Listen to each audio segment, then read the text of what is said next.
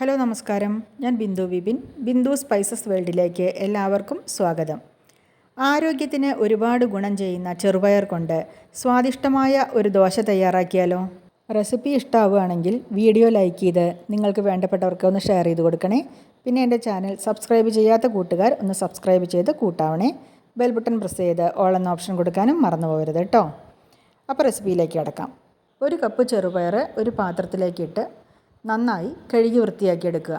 ഇതിലേക്ക് ആവശ്യത്തിന് വെള്ളമൊഴിച്ച് മിനിമം 6 മണിക്കൂറെങ്കിലും കുതിർത്തിയിടുക. ഞാനിത് രാത്രിയിലാണ് കുതിർത്തിയിടുന്നത്. രാവിലെ ആയപ്പോഴേക്കും ചെറുപയർ നന്നായിട്ട് കുതിർന്ന് കിട്ടിയിട്ടുണ്ട്. ഇനി ഇത് ഒരു മിക്സിയുടെ ജാറിലേക്ക് ഇട്ട് കൊടുക്കാം.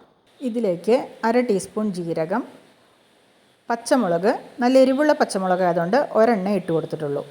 കൂടുതൽ വേണമെങ്കിൽ കൂടുതൽ ചേർക്കാം. 1 കഷ്ണം ഇഞ്ചി, അത് ചെറുതായി നുറുക്കിയതിന് ശേഷം അതും കൂടി ഇതിലേക്ക് ചേർത്ത് കൊടുക്കാം. പിന്നെ കുറച്ച് വെള്ളം ഒഴിച്ച് കൊടുക്കുന്നുണ്ട്. കുറേശ്ശെ വെള്ളം ഒഴിച്ചിട്ട് ഇത് അരച്ചെടുക്കാൻ ശ്രദ്ധിക്കണം കേട്ടോ. ഇനി ഇത് നന്നായിട്ട് അരച്ചെടുത്തു, നല്ല ഫൈനായിട്ട് അരച്ചെടുക്കണം. ഇനി ഇതൊരു പാത്രത്തിലേക്ക് പകർത്തി വയ്ക്കാം. ഇപ്പം മാവ് അത്യാവശ്യം നല്ല കട്ടിയുണ്ട്.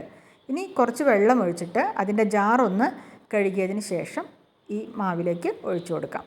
ആവശ്യത്തിന് ഉപ്പും ചേർത്ത് കൊടുക്കാം. ഇനി ഇത് നന്നായിട്ടൊന്ന് ഇളക്കി യോജിപ്പിക്കുക.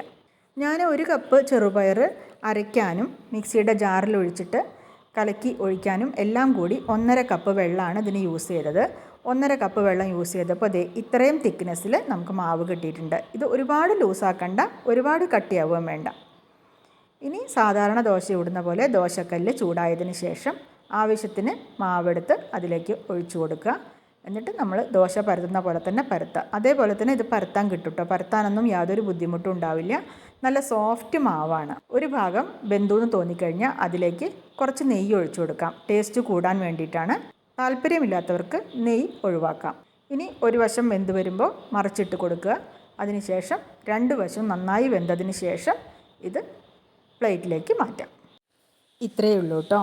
വളരെ എളുപ്പത്തിൽ സ്വാദിഷ്ടമായ ഹെൽത്തിയായ ചെറുപയർ ദോശ തയ്യാറാക്കിയെടുത്തു.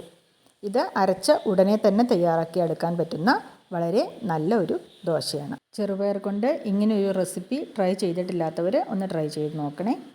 അപ്പോൾ അടുത്ത വീഡിയോയിൽ വീണ്ടും കാണാം. നന്ദി, നമസ്കാരം.